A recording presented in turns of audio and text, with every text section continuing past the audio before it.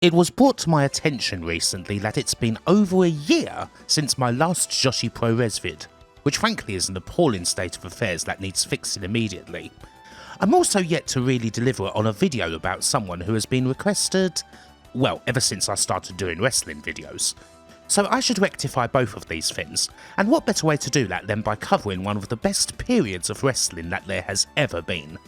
We're going back to All Japan Women, and the theme of this set of videos, for yes there's going to be more than one, is the battle for the company's top title, the WWWA or 3WA World Championship, or as it's often known, the Red Belt. We're covering a period between March 1995 and December 1996, and we're looking at it from two different perspectives. What with all the epic matches that we're about to cover, this whole thing's going to have to be split up into 4 parts. As for the two perspectives, we're going to start by largely centering around perhaps the greatest women's feud of them all, Aja Kong vs Manami Toyota. And then, on the other side, we'll focus on Kyoko Inoue's rise to the top. And the main theme is largely going to be covering great matches. I've picked out 16 of them, and the standard here is simply ridiculous. And so, well, we shouldn't waste any more time. For those of you who've long wanted a Manami Toyota centric video, well, you've got your wish at last. Most of my Joshi vids have centred around big shows and feuds and the like, as opposed to this title. It did feature a fair bit in the Monster Ripper vid, but a little primer is perhaps needed seeing as this is the most prized belt in the history of women's wrestling. The Red Belt's history goes all the way back to 1954 and to Mildred Burke. When she broke off from the NWA and was sabotaged by Billy Wolfe, Burke set up the World Women's Wrestling Association, recognising herself as Women's World Champion up until her retirement in 1956. Now this might sound like a cocky thing to do, but it's a totally legit claim seeing as she was screwed over by Wolfe, her former manager and partner, in her NWA World title loss to June Byers. Billy Wolfe being a bastard aside, Burke's tour of Japan in 1954 is often recognised as the beginnings of Joshi ProRes. Although there was women's wrestling in Japan before then, Burke's tour did more to formalise it, becoming part of a wave that sees the arrival of ProRes as a whole, 1954 also being the same year Rikidozan had his huge and rather shooty rivalry with judoka Masahiko Kimura. Although it took a little while longer for a promotion to really come and take control of Joshi. While the 3WA belt became inactive following Burke's retirement in '56, it was acquired by the nascent All Japan Women in 1970 when Eiko Kyo defeated Marie Vagnon for the title on October 15th. From there it would be the company's top belt all the way up to its dissolution in 2006. Fast forwarding then all the way to 1994, we have an utterly dominant champion, the biggest badass, the unquestioned top dog, the final boss, the Jungle Emperor, Aja Kong. I would say that the Red Belt really takes on a special status in the 90s due to not just one, but 2 long and dominant reigns that occurred back to back, and really help make it a big symbol, something prestigious that's exceptionally hard to get. Before Aja Kong, there was Bull Nakano, who won the belt at the start of 1990 and would not let it go for nearly 3 years, breaking all other records along the way. The previously lengthy single reigns of Jackie Sato and Jaguar Yokota, 637 and 801 days respectively, end up dwarfed by the 1057 days that Bull held the title for. As we get further into that reign, Aja Kong would begin to pursue Bull Nakano, challenging her for the title, feuding against her in a story that had roots all the way back to her initial beginnings, when she was still wrestling under her real name of Erika Shishido and was a part of the Atrocious Alliance, in the wings while Bull Nakano and Dump Matsumoto took centre stage. Finally, on the 26th of November 1992, at Dream Rush, after falling short a couple of times previously, Aja Kong was finally able to defeat Bull Nakano and become the top dog. She seals the deal in the end with Bull's own favoured move, the guillotine leg drop, and the post-match is pretty emotional stuff, Bull showing respect and shedding tears with the new champ. It is funny, really. In some ways, despite being arguably the greatest dominant monster in the history of wrestling, Aja Kong didn't really want to be that. When she was younger and going through the dojo, she said that she wanted to be on the face side. By all accounts, the daughter of King Kon and Erika Shishido couldn't be more different from each other. Erika had a tough childhood, raised only by her mother after her father, an African-American soldier, left when she was 5. She was interviewed by CGTN in 2016 for a feature about identity, talking about her upbringing and how difficult it was, being the only mixed-race child around, ostracised and discriminated against by everyone. Wrestling was one of the few places where she found some kind of escape, and she was accepted into the AJW dojo, trained by Jaguri Yokota, making her debut in 1986. But when she said that she wanted to be the hero, the people in charge said that wasn't possible because she was black, that she was a natural villain, that she should use her jealousy over not really being Japanese as a weapon. Now, as much as Aja Kong initially hated this turn of events and almost felt like giving up, she grew to embrace the character, and she would channel it to take her all the way to the top. And at the end of 1994, that's where she most certainly is, one of the best wrestlers in the world, roared on, loved by the crowd. Manami Toyota's wrestling story started in 1987, when she was one of thousands who applied to join AJW's dojo in the wake of the huge success of the Crush Gals, although her favourites were the Jumping Bomb Angels, and she credited them with inspiring her to become a wrestler. This would go even further in the dojo, where she was trained and mentored by one half of the Angels, that being Itsuki Yamazaki. Manami was, by all accounts, very shy personally, not someone who liked to talk to anyone, especially not before she entered the dojo. But when the bell rang, well, that would change everything. She quickly gained recognition for how blazing fast she was, her devil-may-care style that would give her the nickname of the Flying Angel. She really broke through in 1990 following her victory in the Grand Prix tournament, followed by a blazing feud with fellow 1987 graduate Toshio Yamada that ultimately led to a classic hair versus hair match, after which the two actually became tag partners. Indeed, on the same night that Aja Kong won the red belt, Toyota and Yamada headlined the Dream Rush with their interpromotional tag match against JWP's top team, Dynamite Kansai and Mayumi Yazaki. There would be more singles honours, winning other singles belts like the AJW Championship and the All Pacific title twice, and there's already been a few big matches against Aja Kong, although Toyota has yet to defeat her.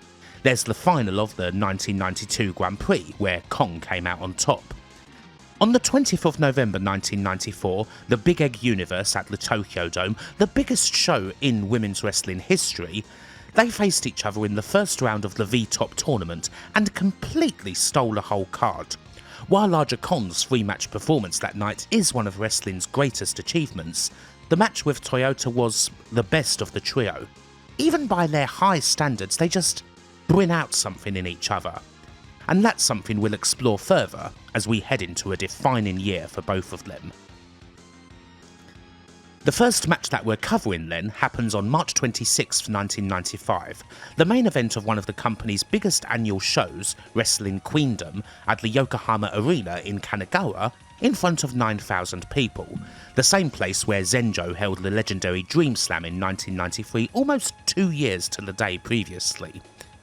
People were pretty eager for Toyota and Kong to meet again following their Dome Classic, and it's not long before they get their wish. Manami Toyota earns the title shot on February 15th in a tag match where whoever scores the win in full gets the opportunity. Teaming with Yumiko Hotta against Kyoko and Takako Inoue, Toyota ends up pinning Kyoko to secure the title shot. It's a match with a pretty interesting dynamic considering what's up for grabs, one where the double Inoues are much more established as a top tag team, and it definitely shows. However, despite having clear differences, Toyota and Hotta are able to combine their individual talents in order to score a victory. In the end, it happens while Hotta's out of commission on the outside. Now, the attendance of 9,000 for Wrestling Queendom was, admittedly, a little disappointing for AJW when you consider that the aforementioned Dream Slam packed the arena out with 16,500 attending. Still, this is not an interpromotional show. Wrestling Queendom is a bit more of an experiment in this regard, to see how they fare without working alongside JWP, LLPW and FMW. Also, there's no Akira Hokuto match, which does hurt matters. The Dangerous Queen, Zenjo's most popular wrestler, hasn't wrestled in AJW since winning the V-Top tournament at the Big Egg, supposedly saving herself for the company's return to the Dome later in the year, although she does make an appearance on the show, hyping up the encounter she's going to have with Bull Nakano next month at the big WCW New Japan North Korea event. While wrestling Queendom is a stacked card in all other areas, the lack of an Akira Hokuto match does undoubtedly hurt the attendance. Still, this ends up being a pretty damn good card, and it's going to be capped off with a belter of a main event. Hokuto herself is on guest commentary for the match, and there's definite glares exchanged between her and Toyota as the combatants make their way to the ring. Just as in their Big Egg Universe match, Kong and Toyota set a fast pace from the off. Aja immediately hits a backdrop driver and goes for a superplex, but Toyota pushes her off and hits a missile dropkick to the back. Aja counters right back off the ropes and hits the inverted Oklahoma Stampede, followed by a body attack. It's blinding stuff. From there though, Aja gradually takes control. Toyota tries to scream her way out of Aja's brutal kicks, but she soon gets knocked down, and we get what you'd perhaps think would happen next. It's the dominant champion against an underdog. Aja begins a vicious attack centred around Toyota's back, looking to immobilise the challenger, and seriously, Toyota may be flexible, but Kong will test that to a ridiculous degree. It's certainly loud action too. The commentators may struggle to be heard a little over all the screaming and panting that Toyota's doing. There's no real way to say that without making it sound a little lewd, but that's the Aja and Toyota dynamic. Aja is the daughter of King Kong, and Manami Toyota is her Fei Rei, her scream queen. Toyota gets almost no offense in for the next 5 to 10 minutes as, in between some of the most sadistic looking stretches you will ever see in a ring, Aja runs through her extensive arsenal: headbutts, chops, slaps, brainbuster, a stalling pile driver. It's utterly laser focused, and this is starting to look more like a mismatch. When Kong hits a double arm suplex and goes straight into a Boston Crab that makes the Lion Tamer look like a comfy weekend at a spa retreat, that's when you realise just what sort of level this champion operates on. Aja hits not one, but 2 powerbombs, drapes Toyota over the rope and hits a drop kick, another pile driver, followed by the Aja bomb package pile driver. But somehow Toyota is still there, defiant, shouting that she's not going to give up. Toyota gradually gets hope. She's able to counter another body attack attempt with the Manami roll, but even then she's still got a ways to go, hit by a front suplex and a splash from the second rope. Again though, a defiant and thoroughly loud bridge out signals that despite everything, Aja still has a ways to go to beat Toyota. Still, while Toyota slowly gets more flecks of hope, the desperation in them means they can still go wrong. A first attempt at a rolling cradle doesn't work out, and while Toyota's able to push Aja off from another superplex attempt, a body press wasn't the best idea. She gets pancaked. Aja makes a point of signalling to Hokuto, almost as if to say that this could be you next, before attempting a suplex. However, Toyota reverses and she's able to execute the rolling cradle, sending Kong all over the ring. It's not enough for a pin, but it shows Toyota's still there and able to severely discombobulate the monster. Kong gets out of the way of an attempted moonsault, but Toyota's able to counter a backdrop attempt with a German suplex for a close call, this despite having basically nothing in the match beforehand. You wonder if Kong might just be a little bit in disbelief, but she's still able to counter the moonsault, this time by getting her knees up. By now though, we have a sense that a big comeback might be on the way, that Aja's trying to hold it off as much as possible, or perhaps trying to snuff out all hope before Toyota can execute. Kong slams Toyota and goes up top, but suddenly Manami's up and kicking her off the ropes, all the way to the floor. A huge dropkick from the top to the outside follows, and now Toyota's grabbing a table, again looking for the big aerial assault that's going to change her fortunes, and again it doesn't work. Kong is still able to get knees up, and Manami's aerial attacks just don't have their usual energy. Too much damage has been done. Kong subsequently pile drives Toyota through the table, and surely now there's no way back. Kong tells the fans that they're number one, mocking any hope they had of this supposed flying angel taking the title.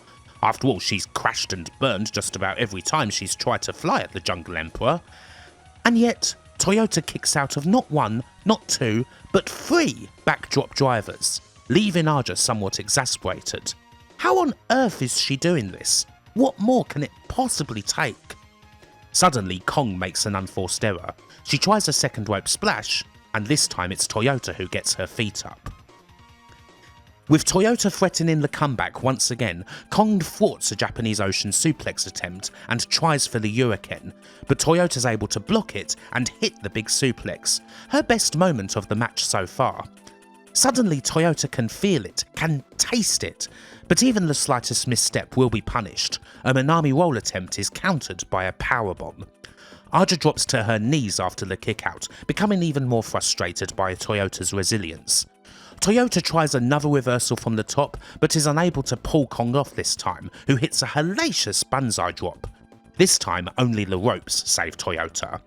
Kong goes for one of her favourites, the back elbow drop off the top, but once again Toyota is able to get up and intercept, and this time she's more sure of her attack.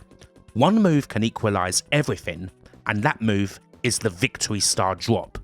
In one huge blow, with another failed attempt at trying to flatten Toyota, it's as if all is suddenly even. Only a few seconds of Toyota struggling with dead weight and a nearby rope save Kong for the time being. As Kong gets up, Toyota looks to run in, perhaps for another big Manami roll. However, she runs right into the Hurricane. The back fist from hell connects, but somehow Toyota kicks out again. She took Aja's best shot, and she survived. The Hurricane was almost a desperation one for Aja, and she cannot immediately capitalise. With the crowd roaring Toyota on, they both take a brief pause before the final act. A still dazed Kong tries another backdrop, but Toyota counters in midair for another near fall. From there she goes to the top, but again Kong thwarts with a strike and a huge power slam off the second rope. And she kicks out. Kong cannot believe it. Does she have anything that she can beat Toyota with? Again, Kong takes Toyota and puts her up in the corner, possibly making it up as she goes along by this point. Toyota tries to push away, but Kong buys herself more time to think by hitting another Hurricane. Surely now it's academic. But no, it isn't at all. Out of nowhere, Toyota jumps over Kong, leaving her stranded on the ropes. It's a horrible position, and from there Toyota hits a huge electric chair suplex. Suddenly the champ is poleaxed, and if Toyota is going to claim this belt, it has to happen now. She picks Aja up and using the corner for help is able to put the monster on her shoulders, is able to straightjacket those arms, and she hits the Japanese Ocean Cyclone Suplex. After 23 minutes 22, Manami Toyota has ended the reign of Aja Kong. She is the new Red Belt champion. It was a battle for the ages, one of the great underdog performances. To get there, Manami Toyota had to survive some of the most outrageous punishments that you will see in a ring. The stretching, the power moves, the constant counters. At times it felt like she couldn't do anything. Any attempt at a comeback was doomed to failure. But from the Victory Star drop onwards, well, the match changed. That was the crucial moment, really. It's an amazing watch. The sort of match that would be, in the careers of most wrestlers, easily the greatest performance of their lives. For Kong and Toyota, this match usually ends up rated a ways behind their Big Egg Universe battle, as well as a couple of their other clashes that we're going to be covering. It is in many ways a similar match to the Big Egg Universe, although one where some of the big moments are thoroughly reversed, such as Toyota's attack on the outside. Also, some have questioned the ending a little, thinking that the intention was perhaps to perform that Japanese Ocean Cyclone from the second rope and finish that way, but they weren't quite able to do it, and so instead they did it on the mat. It still works brilliant on the mat, of course, and really it's just total nitpicking, but some do think that the last spot takes a little bit too long. In any case, this is still utterly phenomenal. The fact that this isn't the best match Kong and Toyota ever had just shows the level these two are on, especially when they're against each other. And well, we've just got more to come. While it doesn't take too long for Manami Toyota and Aja Kon to face off again, I should obviously briefly mention the match that Toyota had on the 7th of May, her defence of the title against Kyoko Inoue. I won't say much for now other than Manami Toyota managed to get through that night with the title still in her hands, but obviously we're going to be covering that match extensively in part 2. While it's announced not long after that Aja Kon's going to be getting her rematch on the 27th of June at the Nakajima Sports Centre in Sapporo as part of the Movement Tour, there are some other very big goings on happening. In the main, there's the full-on return of Akira Hokuto, who will be coming back to full-time AJW action on the same show. While she actually made a brief appearance at 7th of May's G-Top second event, reuniting with Suzuka Minami one last time on Minami's retirement night, this is our newly loved up Dangerous Queen's proper return, following the April weekend she had in North Korea where she wrestled old rival Bull Nakano and fell in love with Kensuke Sasaki. Already, the big match has been booked.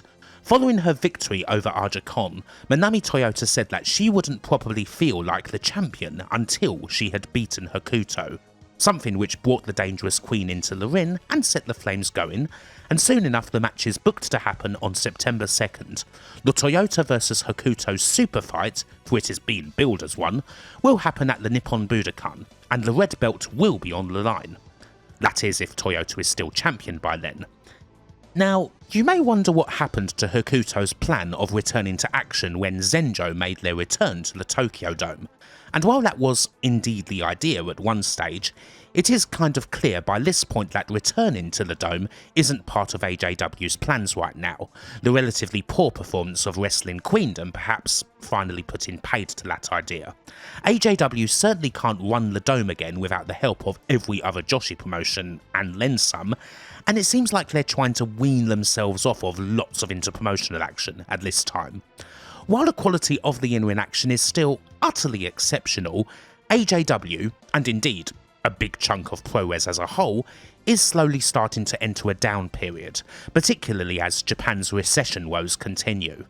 And so running the Dome again isn't really feasible right now, and the popularity of Hokuto, complete with even more attention from the press due to her whirlwind romance and lightning quick marriage with Kensuke, means it's obviously better if she starts to perform more regularly once again. With all this going on, a rematch between the Flying Angel and the woman who'd previously held the belt for 850 days may seem oddly like a bit of an afterthought, almost as if this is just a stopgap for the new champion on her way to a huge bout against Akira Hokuto, when it is surely anything but. Bluntly put, the daughter of King Kon wants her title back, and she has the tools in her arsenal to get it on any night she wishes. As we're going to see, this is far more than a bump in the road. And so let's get into it. While there'll certainly be more Kong and Toyota clashes to cover in this series, I suppose that this match could constitute the third in a trilogy that started at Big Egg Universe, where Toyota took the champion to the limit in the first bout, was able to take the extra step and win the title in the second, and now has to defend that title in a third rubber match of sorts. And again, it's going to be a wild ride. You know that these two are going to start fast, and just as Aja hit a backdrop right from the bell last time, this time Toyota hits a German suplex. However, Aja dodges the dropkick this time and instead goes up top for a huge missile dropkick of her own. I always like these little role reversals, the twists that you get. Toyota has a bit more of the champion's confidence, quickly dodging and hitting the Manami roll, following up with a DDT, not wanting to work so much from under like she did in the previous encounter. Indeed, she follows this up with a half crab, trying to do her own stretches on the challenger. Still, Aja's quick with the strikes to knock her down. If there is one weapon Aja has that Toyota finds it hard to cope with, it's the vicious kicks, and from there Kong naturally starts folding Toyota up. A hideous Boston Crab, more strikes including a couple of headshots, and an attack that's a bit more focused on the upper body and head as opposed to the lower back, with more kicks, nasty headbutts, and the classic stalling pile driver. Aja may not have been able to stretch Toyota into submission last time, but maybe she could try and knock her out or otherwise put her to sleep. Aja's spell here, however, isn't nearly as dominant as before. Toyota is able to get out with slaps. Still, when she tries to run Kong to the ropes, the Jungle Emperor responds with a huge palm of her own, and another gets a 2 count. She can always go to those big hits as a great equaliser. We get the slingshot backbreaker and a nasty camel clutch variation, Kong thinking that perhaps it is best to slow Toyota down and get that more extended dominance, work over the lower back, and this vicious clutch will happily serve that purpose for quite a while, Kong only briefly breaking off for a big suplex before continuing the stretch. There's similar beats here to the previous 2 matches, but Toyota being champion certainly creates a different dynamic, one where Aja simply can't lord over it all like she did at Wrestling Queendom. Hefty kicks, a splash and a trip to the outside follow, with Kong now finally starting to dig in, even flattening the champion with a guardrail before returning to the centre of the ring and letting Toyota come back, showing that she's in control, saying that you are champion in name only. And yet, when she runs Toyota to the ropes, the champ surprises her with a springboard body attack. Again, this is something that didn't quite work last time, but now Toyota's hitting most of her aerial assaults, and she's quickly up to hit 4 missile dropkicks in a row, 1 for each corner. Something like that almost telling the opponent that no matter what, they can't break them. Aja has to go to the ropes to prevent a German suplex attempt, which isn't what she usually has to do, but Toyota makes an error with a couple of slaps. Naturally, there's a big response and Aja hits a powerbomb, followed by a second rope splash. Not enough though, and Toyota does the big bridge out. Toyota tries in vain to block a superplex, having to bridge out again, and then tries a Manami roll. However, this ends in a sit-out powerbomb, Kong now seemingly going through the gears, showing why she was champ for so long, Toyota having to survive once more.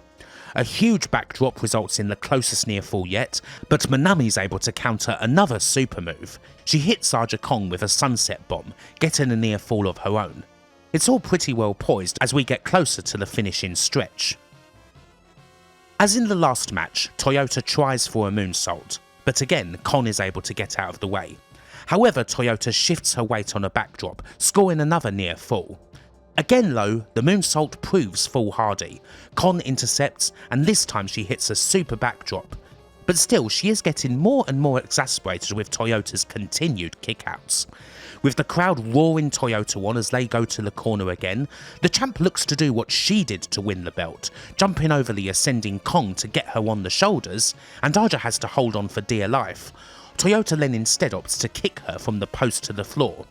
Toyota goes for her signature no-hand somersault plancher, but can't complete it. She quickly kicks Kong back, but when she tries a body attack off the top rope, Aja throws a kick of her own. You wonder if that is the decisive moment, especially when Kong hits a huge water wheel drop off the top. But still, Toyota has just enough to bridge out. Aja signals that the game shall end now, and goes for the Uraken, but Toyota has enough for one last stand, blocking and hitting the Japanese Ocean suplex. A fine move, but not enough. Kong tries for her top rope back elbow, but Toyota intercepts, hitting another sunset bomb, Victory Star style. Only the rope saves Aja, who has to roll outside. Somehow, even after all this punishment, all they've gone through, Toyota executes her no-hand somersault plancher, as defiant a move as there possibly could be at this stage of the match. Surely that is the decisive moment. Toyota looks to finish Aja the same way she did before, put her on the post and hit the Japanese Ocean Cyclone suplex. And this time, it's Aja who jumps back over her. Toyota flips out of a backdrop, but in doing so is finally wide open and the Uraken echoes around Sapporo. Somehow, Toyota kicks out, but the Jungle Emperor will not be denied, now hitting a huge orange crush.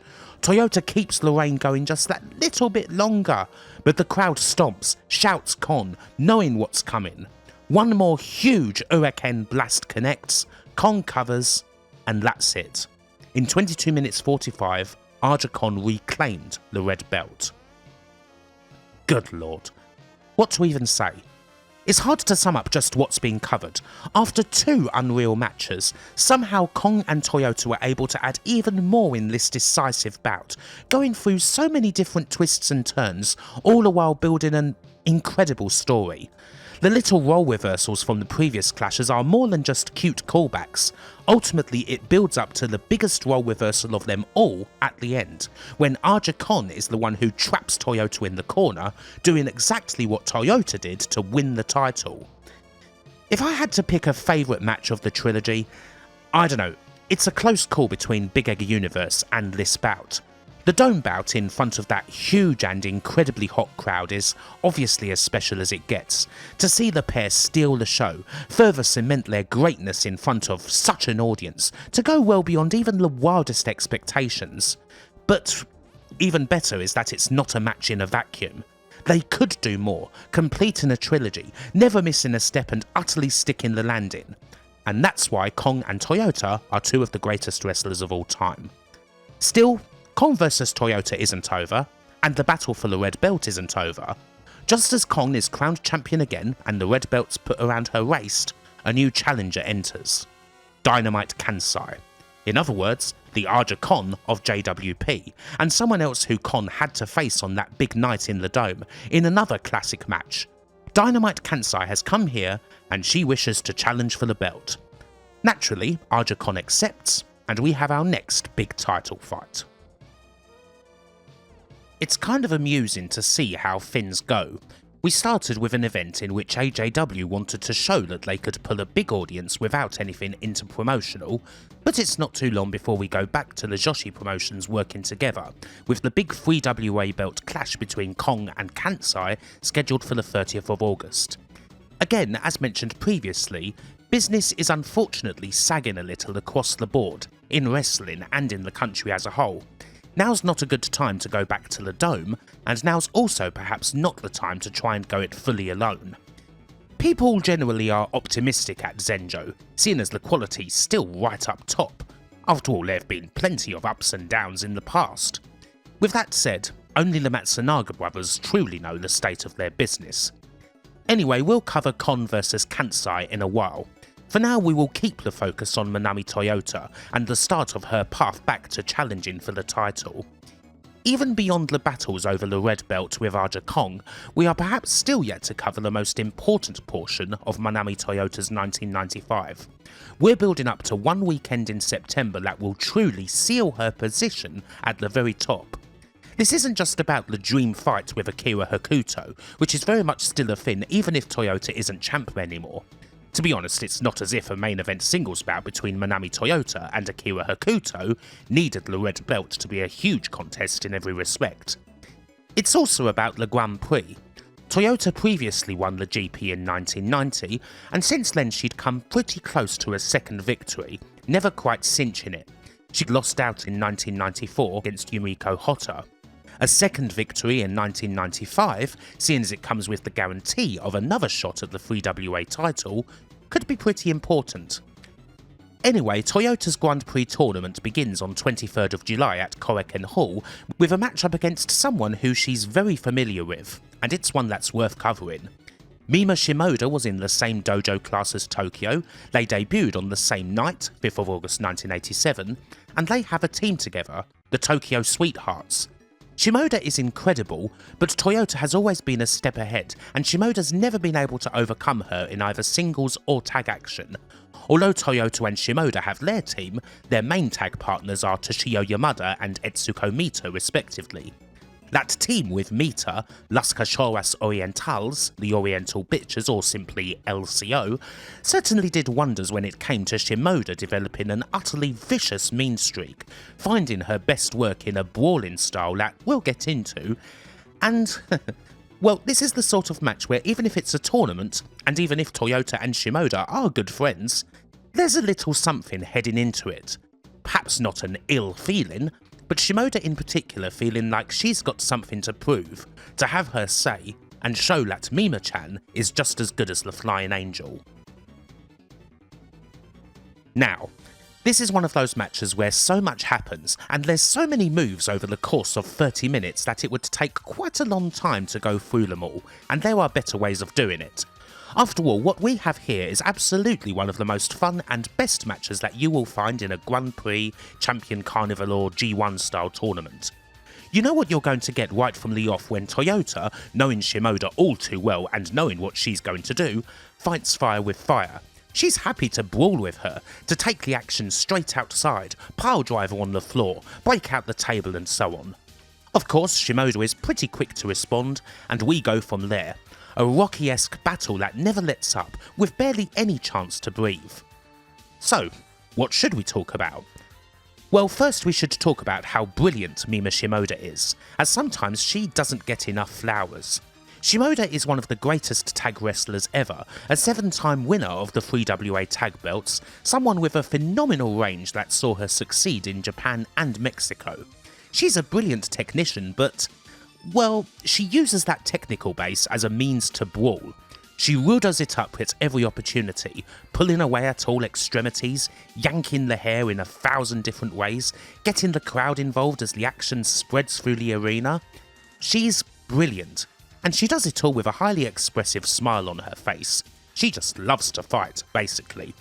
You should really watch more of Mima Shimoda, especially the many classics she had teaming with Etsuko Mito as LCO, who is basically her kindred spirit.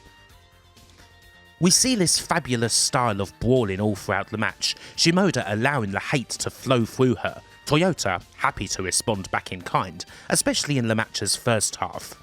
There will be some nasty submissions and stretches, of course. It's not a Toyota match if she doesn't get wrapped up like a pretzel. But as we get into the second half, we've definitely got a classic going on, leading up to a finish where Toyota and Shimoda are going to try damn near everything to get the win. All this is a good chance to talk about the style of Manami Toyota. Generally, a wrestler who people absolutely love, although sometimes she gets the odd bit of criticism that's worth addressing. Toyota's style is exceptionally modern in many ways. Really, it hasn't aged a day, certainly not when it comes to matches like this one that easily could have taken place last year or even last week with pretty much nothing changed. She is always, I think, a wrestler that's in the moment, one where the big moment of selling is all about the impact. Sometimes people get annoyed by Toyota's selling, it should be said, that it's mainly based on screaming, not so much on selling the injury or moves in the first half of a match not always contributing to what happens in the second half. I'd say that her character is always about showing extreme levels of guile, a kind of Misawa-esque stoicism, determined to make it look like it's not hurting when it absolutely is. I am aware that sounds a little like a cop-out, as if I'm excusing just plain old weak selling, but it pairs with her recklessness and risk-taking, and it is a style that's characteristic of classic Joshi in many ways. This is often the very quickest of styles, the one that's most about going from moment to moment and toughing it all out, especially here when Zenjo is still at the height of its powers, and Toyota is one of its best representatives. The best thing about Toyota in this style is that she is one of the all-time great executors when it comes to moves, and she manages to do them in a way that's quite natural, almost purposefully rough around the edges at times, a little Sabu-esque where she's still always in control, handles all the bumps to a turn and so forth. This tends to make you believe even in the thoroughly outrageous. When Toyota manages to pull off one of the all-time great aerial moves, her no-hands springboard somersault to the outside, after almost 30 minutes of action, you're just utterly taken in.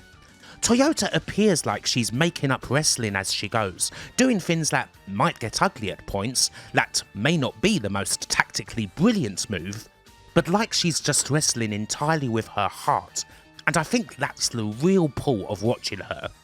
A lot of people try to wrestle this way nowadays, this sort of style that can be heavy on spots, not necessarily heavy on the traditional story or psychology and so on, and some are utterly exceptional at it, the folks like Will Ospreay, Kota Ibushi in his prime and so on. But I'm not sure if anyone's ever been better at it than Manami Toyota.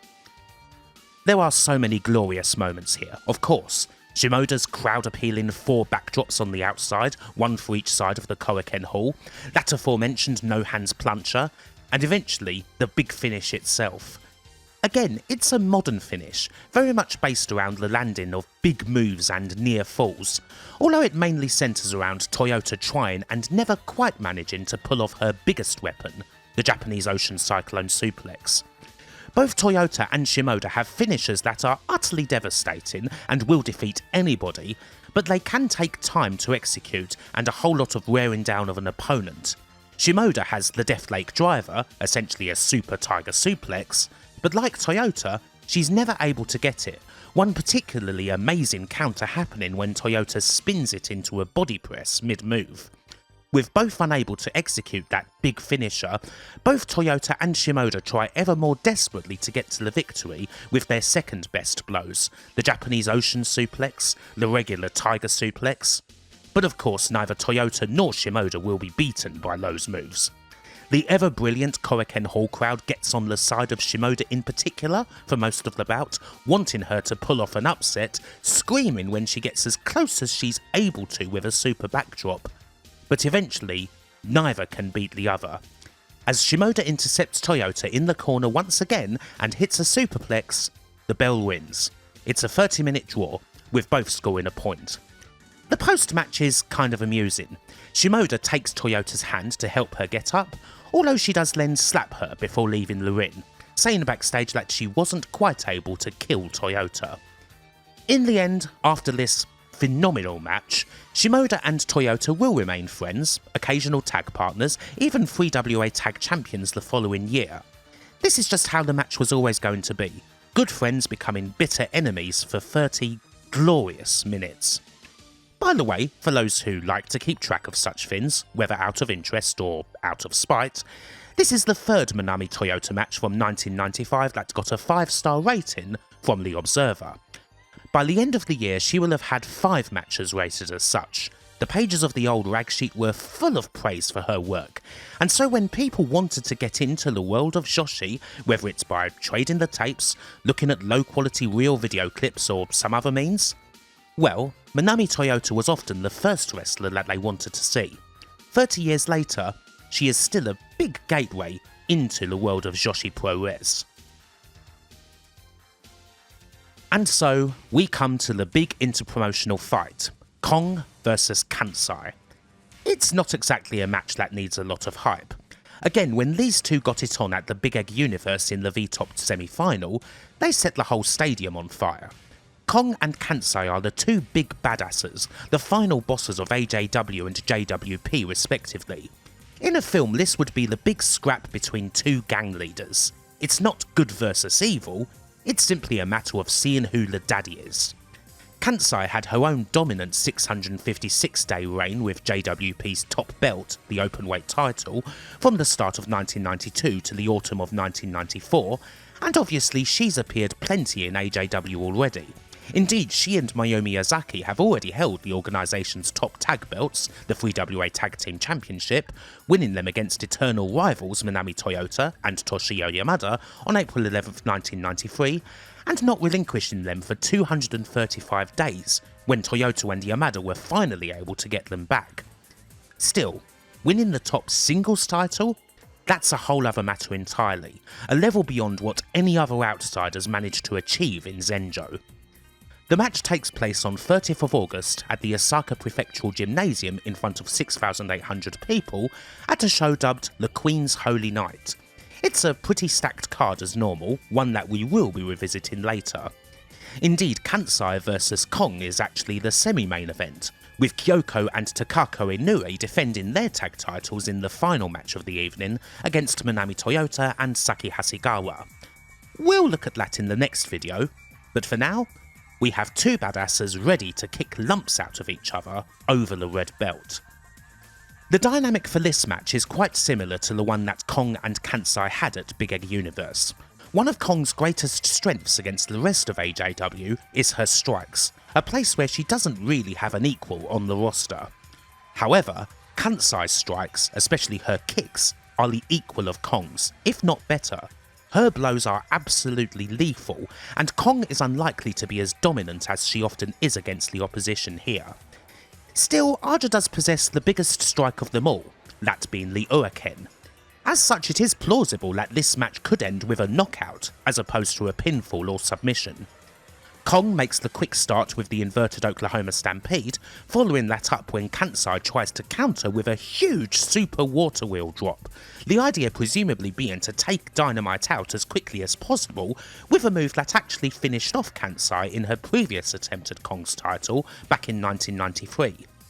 Kansai survives this time, it's not long before she comes back, and the two start a big exchange of chops, headbutts and slaps, gutsing out all the big hits and replying in kind. A succession of headbutts is enough to briefly stun Kansai, but she then replies with side kicks, finally assaulting the legs to bring Kong down and apply a scorpion deathlock, soon turning that into an STF. Kong eventually gets to the ropes, but Kansai is not done, landing a whopper of a head kick to the grounded Aja. With Kong utterly motionless, there's no choice for the ref but to count, and he gets up to 7 before Kong stands up, only to be brought down again by a big backdrop and a rear naked choke. As Aja tries not to fade, one thing is clear. This isn't a position that the daughter of King Kong is all that familiar with, being the one who's got to weather the storm. Kong once again reaches the ropes, this time immediately covering up as soon as Kansai releases. A nice little detail. Finally, Kong gets to reply. A wave of headbutts, a big roundhouse, a stomp to the head, a huge head kick on the ropes, and finally one more big shot as Dynamite desperately tries to get up. Now, a motionless Kansai is being countered out. Right up until 8, Kansai does not move a muscle, and then suddenly, she manages to power up, just back from the brink. The crowd becomes rather unglued at that point, it must be said. Kong's not going to let up, hitting a big brainbuster and the stalling piledriver. Clearly the head is the place where this match is going to be decided. Kansai tries to counter a running attack with another headshot, but gets tied up in the ropes and blasted again. However, Kong misses a second rope body splash. Right now things are pretty even. Kong counters Kansai's own one with the water wheel drop, hits the splash and tries for a suplex. Kansai gets out of it, and Kong tries a surprise Uraken. Kansai manages to dodge, but it leaves her open for another big roundhouse. With the JWP crew roaring her on, Kansai makes it up at 9, but is immediately laid out by a backdrop driver. Not enough for the pin though. Kong goes up top and hits her favoured back elbow drop, but again Kansai kicks out, and Aja begins to get frustrated. But still, the plan is clear. It's time to divorce the challenger's head. The pickup, the little slaps, and the final blow. But Kansai dodges the Uraken again, this time taking Kong down with a leg sweep and turns the tables completely with another huge kick. Kong has to muster everything to power up at 9. Still looking groggy, Kansai runs in, straight into the Uraken. Surely that is it. Kansai is flat out. Kong recovers in the corner, barely even looking, maybe not even able to look. And somehow, using the ropes, Kansai slowly stirs and just finds her way back up. The best shot from Kong wasn't enough to knock Dynamite out. There follows a struggle up top, Kansai trying to bat Aja away and dodging another Uraken, but then jumping down to the apron to land another head kick on Kong as she tries to make her way up. Kong again just manages to get up at 9, using the ropes to get on her feet, and even the ref to stop her just immediately falling back down again. It seems as though neither wrestler can get this knockout, really. Kansai switches things up, trying for the Splash Mountain, but while Kong's able to get out of this, she gets desperate, going to the top and quickly being intercepted. Kansai hits the Splash Mountain, but the champion just gets her shoulder up. Kansai knows what she must do. Die Hard Kansai is the only thing that will beat Kong, and she goes for it now. Kong fights her away, hitting a half Uraken to thwart the attempt, but then a decisive moment comes. Kong tries for the Uraken again, but gets kicked away, and then, suddenly, Kansai hits another huge roundhouse, this time on the Uraken arm. Aja leaves that arm hanging out for a mere second, but it proves to be a fatal mistake. Kong screams, and Kansai suddenly sees the opportunity. Kick after kick lands on that arm, with just as much venom as all those previous headshots. Kong is now a wounded animal, sent out to the floor, her seconds desperately trying to bandage her up, But when she does eventually get back in, those plasters are little more than a target. Kansai's assault is relentless, Aja Kong is in agony, and Kansai tries to hit Splash Mountain again. Kon escapes and desperately tries to haul her now useless right arm up, vainly trying for the Uriken, but she takes even more kicks to it for her trouble, and she is now at Kansai's mercy. The JWP top dog has her chance at history. Kansai hits another head kick and wrestles Kong up for a huge slam, her own weariness thwarting the Splash Mountain, but Kong barely survives. From there, however, Kansai lifts Kong up to the ropes, drapes her over the shoulders, and ascends herself. Die Hard Kansai. History has been made. In 18 minutes 09, Dynamite Kansai defeats Aja Kong and wins the red belt, becoming the first outsider to hold Zenjo's top title. It was a hellacious match filled with some unbelievably stiff strikes, but it was quite the amazing thing to watch. For me, this is better even than their match at the Big Egg Universe. Aja is incredible, of course, especially right at the end when ultimately she comes undone in a way that was similar to the V-Top final against Hokuto, where a damaged limb would also result in her loss. While the knockout attempts from both wrestlers ultimately didn't come off, Aja's end came thanks to Kansai taking out her biggest weapon, obliterating the Uriken, wounding the monster, and eventually pinning her. It's another big twist, really. The whole match was seemingly building to one of these two not being able to answer a count of 10 until Kansai took the opportunity to change the whole complexion of the bout. Much like every other match we're covering here, it's obviously another big must-watch, and it adds a whole new dimension to things.